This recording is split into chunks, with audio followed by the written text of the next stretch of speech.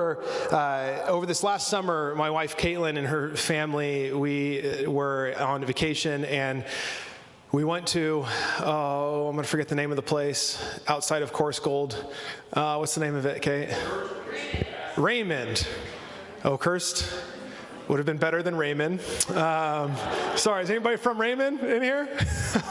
I have a friend from there, so we actually banter back and forth. He had more jokes about Raymond than I did, and he's from there. So we were in Raymond, and you can, from Raymond, you can get over to Bass Lake, you can get up to Yosemite, and you can go visit different things. We go into Oakhurst for the day, and we went into Yosemite on one of the days, and we had the whole day planned to where we were going to go on one of those excursions where you're in like the bus that's open, and it has like the big wheels you go around, or it was too hot for them to do it because the tires would have gotten ruined. So, that was like 105 in the Yosemite Valley floor.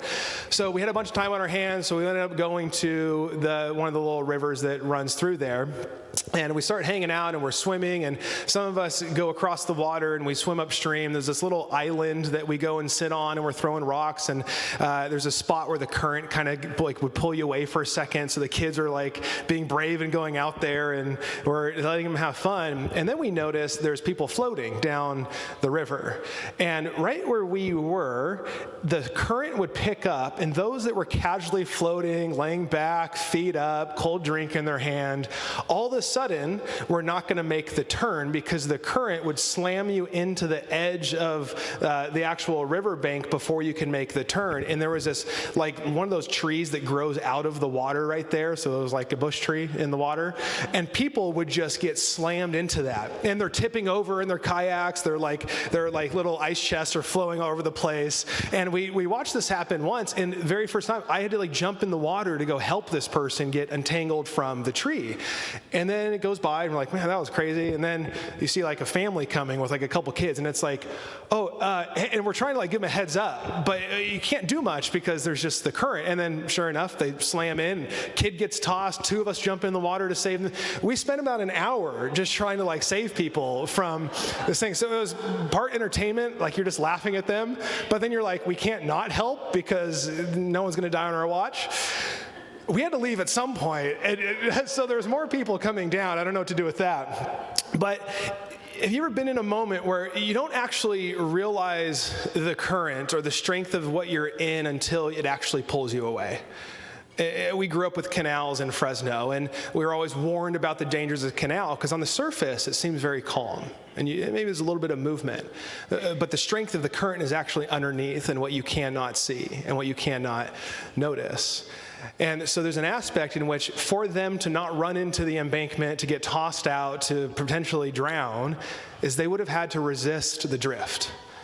The drift that was so strong to pull them in one way. And so if I have one word for us today to kind of encapsulate just the scripture and the things that we're going to talk through, the word would be resist. Do you feel a resistance in your life? Do you feel adrift in your life to where you actually find yourself needing to resist? Maybe you find a drift in your life that you're finding challenging or maybe even impossible to actually resist. And there's things that keep coming up, and there's walls that you keep running into, and there's something over and over and over again that just is pulling you in a direction in which you may not choose, but to resist it is hard. And I'm sure, like me, you can think of many moments in your life in which you wish you would have resisted the drift. Many of the moments in which you maybe most regret is because you went with the drift and you did not resist it. So as we wrap up this series, Party Time, and we move into the after party, especially 2 weeks from now. One of you earlier was like, I'm so done with all the text messages and the conversations and the advertisements, and we're almost there. And some of you are involved closer in the work that you do, and so I'm sure you're even closer to being done and wanting to be beyond this political season. But wherever we find ourselves, whatever side of the aisle you find yourself, however engaged you are or disengaged you are, however much you enjoy this season and find yourself on the right side of things often, however many times you don't enjoy this and find yourself on the wrong side of things, all of us are involved in politics some way, shape, or form. And I know in the church, there's the idea of separating the church and state, like, hey, we're not going to do this whole politics thing. But it's interesting, the way in which politics affect people, I think the church should care about, because God cares about people. And politics are the ways in which people experience much of their life. And so if God loves people, then we might want to gauge politics on behalf of the people in which he loves. And so it's something worth paying attention to, is what I'm saying. And with that, all of the feelings, all of the emotions, all of the tensions, I don't know about you, but like you might actually start to like dislike other people because of how they vote. I don't know. Does anybody know? Okay. And you're like, what in the world? How could they ever? Well, if they're a Christian, they can't. Well, that person, and you just, this whole thing that we're involved in starts to like divide us, and there starts to become polarization. And you start to feel torn, and you feel like you have to go to like one side completely. And then you're trying to figure ways how to like stay connected to your family and your friends and your neighborhood. And maybe even just trying to stay connected to God. And if you're in the room and you may not be a Christian, or you may not do church, you're trying to figure out Jesus or figure out faith, I would argue that you want us as Christians to figure this out. How do we live in a world and in the West and in the U.S. that has a very different political system than plenty of other countries? So there's different ways of doing politics. I think we always think in the West that we have like the one way and the right way. But there's many ways. There's other ways in which you would actually hate a lot more than the one you find yourself in. We don't have to go down that road. But you would want us to figure this out. Because what most people are looking for is not can we get right on our politics, but how do we carry ourselves while we're living in and through our politics? It's one thing to vote for something, it's one thing to live something out. And the danger in this season is that we can have so many thoughts on what's right and what's good, and then other people have so many thoughts of what's right and what's good, but then we disagree. So then what happens is that we can't be in the same room together. Like the beauty about sitting right here, right now, is the person next to you thinks differently than you. They have a different worldview, they have an experience, they sat under different parents and parenting systems, they've had different education, all the different things, and that's actually a beauty. That actually gives this place a chance at like working through the differences in how we view the world. Because when we actually hear the other experience of someone else's ways of viewing the world, we can actually grow in our understanding of the world. We can actually grow in our understanding of maybe even who God is. And so how do we carry ourselves through political climates matters. And the good news is, too, if you don't care much about politics, I think there's still some things for you here today. If you find yourself some moderate, independent, or just not caring at all, there's something here. And what I want to do to help us stay connected to God and to stay connected to others is I just want to help us resist. And we'll talk about maybe what there is to resist. But I want to start with this quote. You may like it, you may not. I didn't write it. Tim Keller is a long-standing pastor and author. He pastored in New York most recently and just passed in this last year or so. And he wrote this back in, I believe, 2004. We must recognize that neither political party is driven by the breadth, the balance, or basis of biblical ethical concerns. The Enlightenment overturned the premise on which all traditional cultures had been built when it asserted the sovereignty of the individual over the family and the community. It made individual fulfillment the ultimate good. This idolization of the individual is so dominant today that it is the bedrock assumption of both sides in U.S. political debates.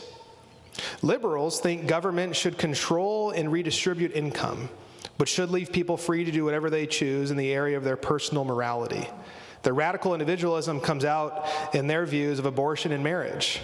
Conservatives, on the other hand, think government should control and forbid personal morality, but should leave people free to do whatever they choose with their money.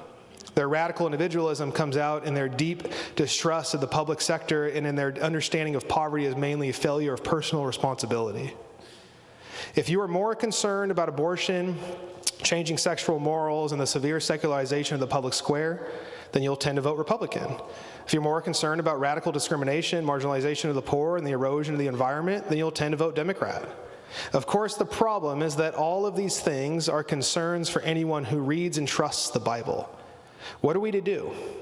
I think each Christian will have to find his or her own tiebreaker among the various biblical concerns and then choose a candidate. But as we do that, we should not idolize one party and demonize the other. I'll say it again. But as we do that, we should not idolize one party and demonize the other. The two-party system does not serve Christians well. Currently, it virtually forces us to leave half of our faith at the door, either personal wholeness ethics or social wholeness ethics. Our spirit towards those in the other party should be cordial, respectful, and humble. I'll say that again.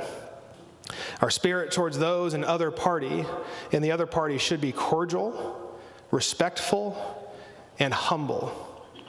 Unfortunately, there are few voices speaking with such tones in the political world today. Not much has changed in 20 years, has it? The room just get a little warmer. Wherever you stand, whatever side, you can agree with this or not, I just think it grabs the essence of something for us all. Brings us to the center. It highlights that there are two sides of this, that if you pick one side blindly, you might actually be forgoing other things that really matter to God and matter to your Christian ethic.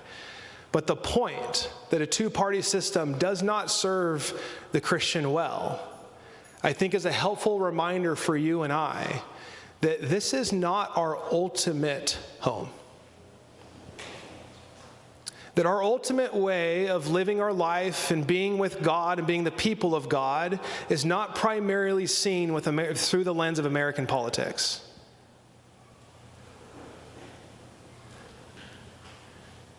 That we can actually be a people who live in two places at the same time.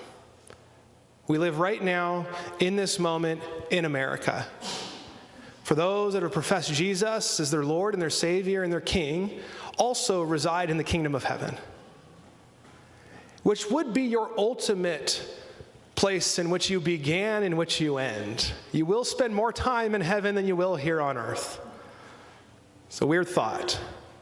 But I know for you and I here in the West, what matters most is this moment right now, what's in front of us, what we can prove, and what seems most real.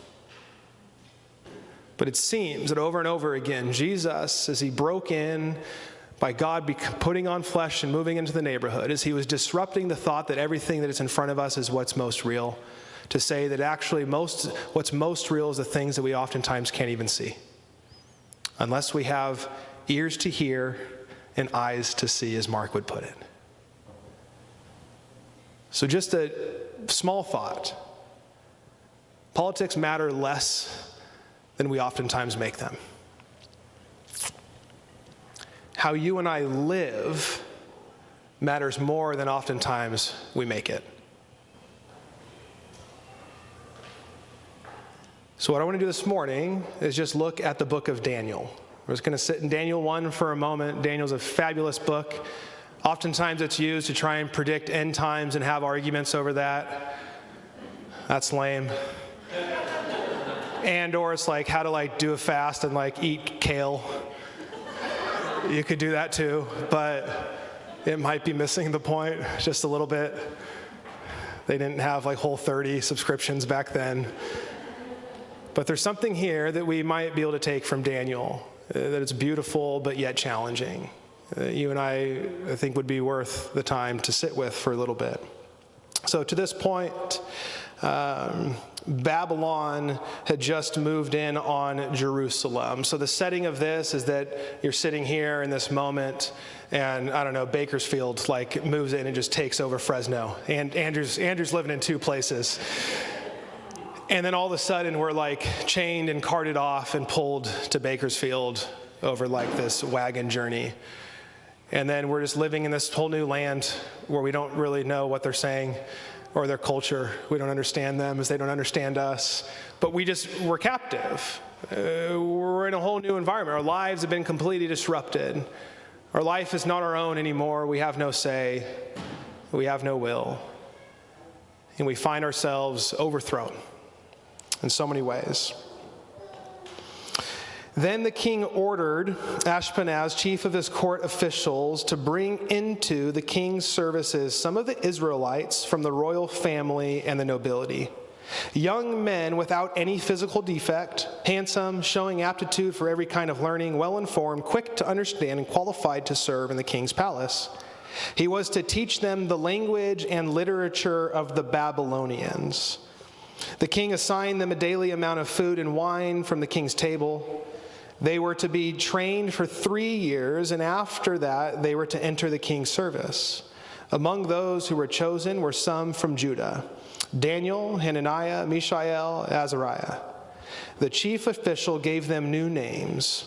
To Daniel, the name Belteshazzar; to Hananiah, Shadrach; to Mishael, Meshach; and to Azariah, Abednego. You've probably heard that. So very quickly, these men find themselves in a place in which not only have they been held captive, brought to a new land, a new culture, a new language, a new system, they've also been given new names. What most would say is that this is the way in which the Babylonian Empire was trying to assimilate people to their culture. We have many ways of understanding this today here in the West. A big thing is, how do people assimilate? And unfortunately, how oftentimes are people forced to assimilate into other cultures? You have people who give up their namesake to fit in more in a culture that oftentimes oppresses those who are not white and not American. And so very quickly they find themselves, it wouldn't be hey, let's give you guys some new names, this is great, this is fun. They're now actually being robbed of their identity. They're being robbed of their dignity. They're being robbed of everything that's made them who they are, even more so than today, especially if you are American in the West and you meet anyone from another country. Mostly what they do is they have a high importance of name right. There's a greater understanding of who they are, where they're from, what they do because of their last name, because of the multiple names.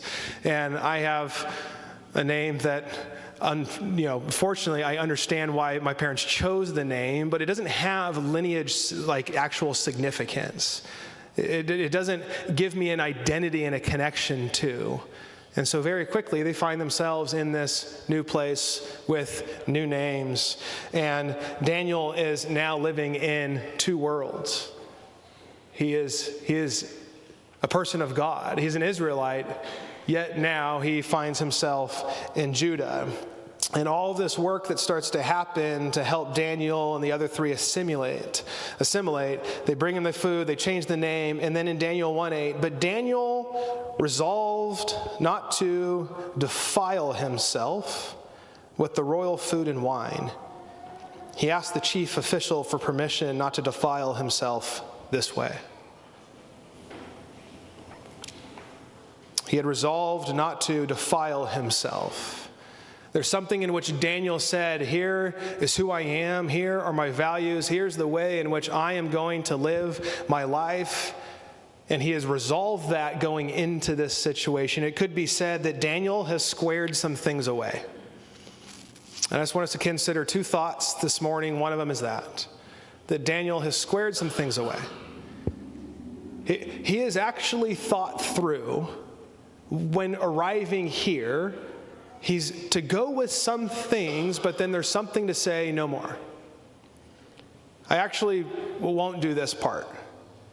I actually won't go this far into the Babylonian culture, into the empire, into the power. I'm actually going to say no to this piece. And I wonder, just for you and I this morning, any one of us who have committed our life to Jesus and become a Christian, have we squared some things away? I know you have. I know this room well enough to say many things have been squared away. But it's probably a good reminder to come back to what we have squared away. It's probably a good reminder to pause and to think about this current cultural moment. And what have we squared away that might be drifting right now? That might just be caught up in the cultural moment of division and polarization and hatred through the lens of politics. When I pulled a picture here, Caitlin and I were 22 at this point. I've only had one sweater like that my whole life. I feel very preppy in that picture. It was Thanksgiving, okay? We were at our families. We had to be dressed up. This is a moment in our life where we had been at this point dating for about a year.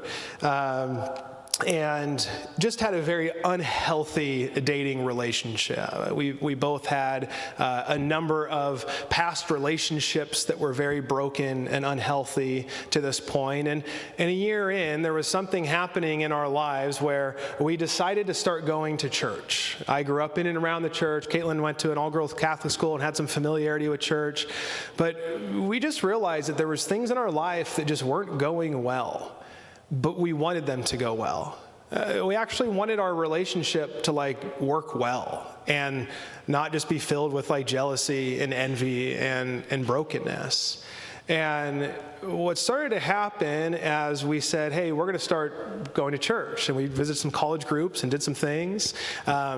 We actually paused intimacy. It's very hard to not do something your whole life. It might be harder to do something, know how good it is, and then stop.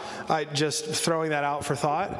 But something was happening in our life where we were we want to square some things away. And then I moved out of the house I lived with 5 other guys that were teammates that, knew me as someone who had fun and partied and did all the things. And those were my closest friends. And I realized I was a point of if something's really going to change, I think I need to move out of the drift. I need to actually pull myself out of the current. 'Cause if I stay in it, I don't think I'm strong enough yet to not just go with the flow. And so there was some things when we entered our life with God. I was baptized when I was 12, but this was the first time I think I was taking up this idea that to follow Jesus is to also lay things down. And it actually takes the work of resistance. It's to resist the natural impulses that come up with inside. It resists the outward and cultural pressures to conform and to be a certain way. It takes a certain work to say no to the things that might make the most sense in the moment, but will continue to compromise over a long period of time. And I can remember these moments starkly because it was hard. There was a friction in all of it. There was a rub because it didn't make sense.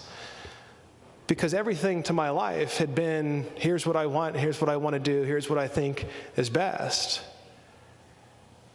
And then we started to have to square some things away.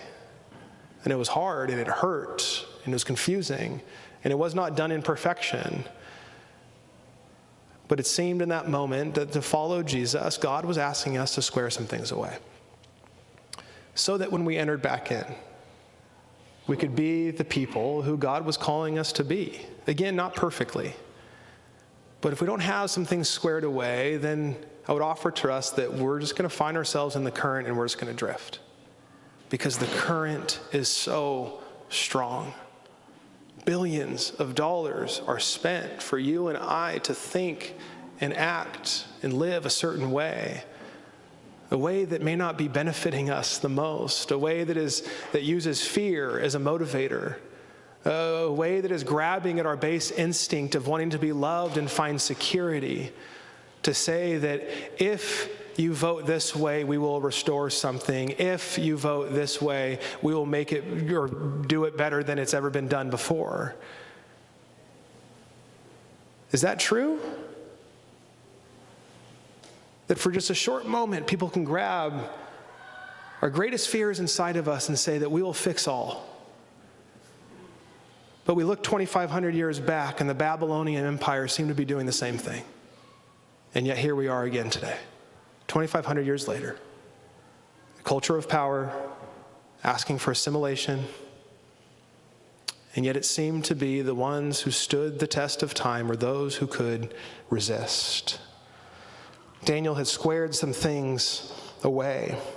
And then it continues, but Daniel resolved not to defile himself with the royal food and wine, and he asked the chief official for permission not to defile himself this way. Now God had caused the official to show favor and compassion to Daniel. But the official told Daniel, hey, look, I'm afraid of my lord and the king, who has assigned your food and drink. Why should he see you looking worse than the other young men your age? The king would then have my head because of you. Daniel then said to the guard whom the chief official had appointed over Daniel, Hananiah, Mishael, Azariah, please test your servants for 10 days. Give us nothing but vegetables to eat and water to drink. Then compare our appearance with that of the young men who eat the royal food and treat your servants in accordance with what you see. So he agreed to this and tested them for 10 days. At the end of the 10 days, they looked healthier and better nourished than any of the young men who ate the royal food. So the guard took away their choice food and the wine they were to drink and gave them vegetables instead. To these 4 young men, God gave knowledge and understanding of all kinds of literature and learning, and Daniel could understand visions and dreams of all kinds. The second point I would offer us is that Daniel knew how to resist.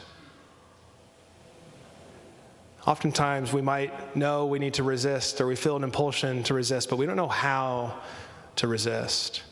That same time in my life, I moved out of the house with all of the guys who I was closest to and loved dearly, and all of a sudden, I found myself needing to be against them so that I could be myself. Needing to look down on the ways in which they were still behaving so that I could move forward in my life. But it started to cause these separations. I remember years later, I was actually at a football game when the Chargers still played down in San Diego. It was the worst stadium ever. If you've been there, it's just a big block of concrete. Terrible. Anyways, we were down there, and my buddy from college came with his dad to tailgate, and we had a few of us that were there tailgating, and we were just hanging out, and some people I did ministry with and some other pastors, and he came up with his dad, and he has a bottle of Jägermeister that he's drinking. He's like, hey, Kenny, take a shot. They all call me Kenny. Kenny, take a shot. And I could remember this thing of dude, you still haven't figured it out, huh? You're still just doing what we always did. And I don't think I responded that way, but I was then looking down on him for still being the same way in which we always were. And I needed to separate myself in a way. And I would offer that it was actually more about me than it was about him. And so oftentimes when we're resisting something, how we resist really matters. I've heard the phrase, hey, it's okay to go swim in the other end of the pool, but you don't have to kick off the wall. It's okay to be on the other side politically, but you don't have to kick off the other side of the aisle. It's okay to see your life this way morally and ethically, but you don't have to put other people down for the way in which they see it right now. You don't have to kick off the wall. You don't need something else to be against so that you can be for. And yet in my immaturity, there was this moment of looking, and my buddy who's a pastor said, oh, dude, I'd love to take a shot. And they had the best time ever, and Zach felt loved and seen, and I'm just sitting there I wish he would stop doing this. We don't have to kick off the other side. We don't have to be against. We don't have to put down in order for us to resist the thing in which we feel like we're called to resist. One of the things that we see in Daniel is we see tactfulness, we see wisdom, and maybe ultimately we see winsomeness. The way in which he said please to the guard and who held him captive. The way in which it seemed to be patient with him trying to say, here's actually my value set in my system, and I don't want to give in on this. Hey, that's okay, just test me. Give me 10 days of doing this. He didn't have to flip a table over. He didn't have to get mad at him. He didn't have to yell resist to get the group all riled up. He was winsome. He was open. And we know that we see the story continue into a way when a massive statue gets built and they're asked to worship it, and they say, no. And they're like, all right, well, we're just going to throw you in that fire. And they're like, well, God will save us. Can you imagine that? Well, God will just save us from the fire. They're like, no, he won't. And they're like, well, even if he doesn't, we're still not going to worship that thing. We squared some things away. Here's how I'm going to be. And now wherever you land politically, this also plays with your money. This also plays with your body. This also plays with the way in which we work out forgiveness and mercy. This also plays in the way in which we move toward the poor and the marginalized. I mean, this is the stuff. Have we squared these things away? That my money's no longer mine, I'm stewarding it. My body's no longer mine, I'm stewarding it. Have we squared some things away? So I ask you this morning, just for a brief moment of pause, I'm going to invite the worship team up. What's coming up in you when you think about the things that you've squared away? What are some of the things when you gave your life to Jesus and all these changes were happening, and all these commitments were happening, and maybe not all of them good.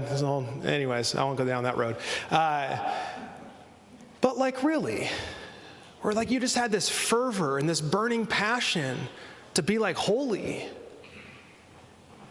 and to live in a new way of forgiveness. And this feeling of I've never felt so loved before, yet nothing's changed. And you started to change, you started to do things differently, and you started to see your relationships differently, and you started to see the things you own and the passions and the dreams you have start to shift. And then over time, the drift, you got to climb the corporate ladder.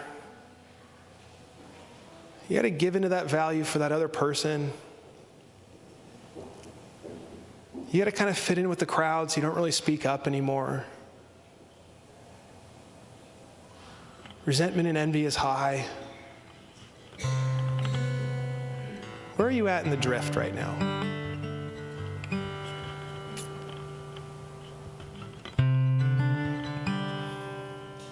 And what might need some re-squaring? Or might you be that's right. God has invited me into life with him for this purpose. I am a child of God, as we sang earlier. I no longer have to fear. Where might you be living from a place of fear right now?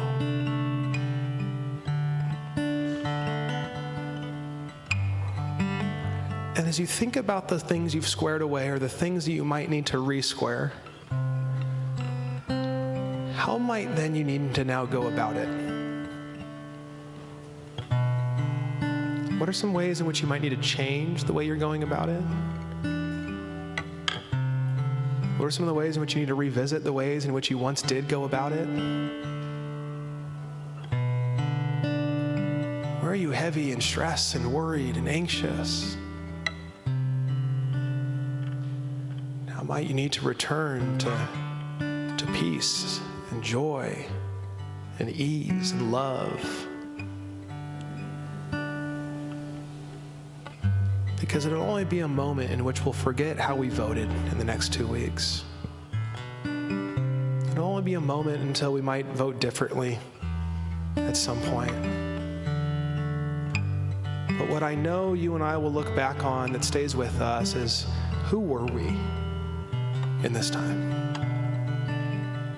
Do we let the political lens just divide us and bring chaos because someone thinks differently? What are the things in which you've squared away? Why don't we stand together?